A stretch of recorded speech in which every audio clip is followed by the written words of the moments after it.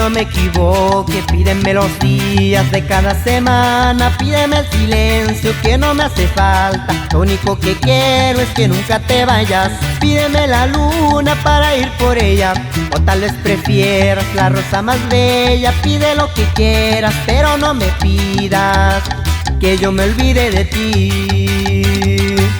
Pídeme el regalo más caro del mundo. Yo sé que tal vez esto te suene absurdo, pero no me pidas cosas imposibles como olvidarme de ti. Pídeme si quieres la noche perfecta, escribir tu nombre en medio de la luna, pero no me pidas nunca esa locura, que yo me olvide de ti, que yo me olvide de ti.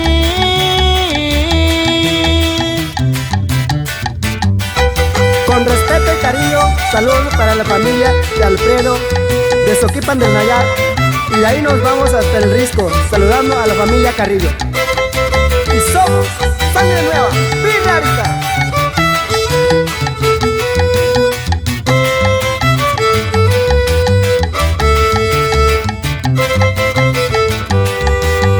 Pídeme si quieres que no me equivoque, pídeme los días de cada semana, pídeme el silencio que no me hace falta. Lo único que quiero es que nunca te vayas.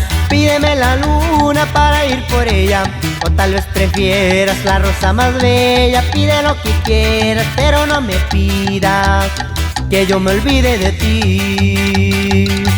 Pídeme el regalo más caro del mundo. Yo sé que tal vez no te suene absurdo, pero no me pidas cosas imposibles como olvidarme de ti. Pídeme si quieres la noche perfecta, o escribir tu nombre en medio de la luna, pero no me pidas nunca esa locura, que yo me olvide de ti, que yo me olvide de ti.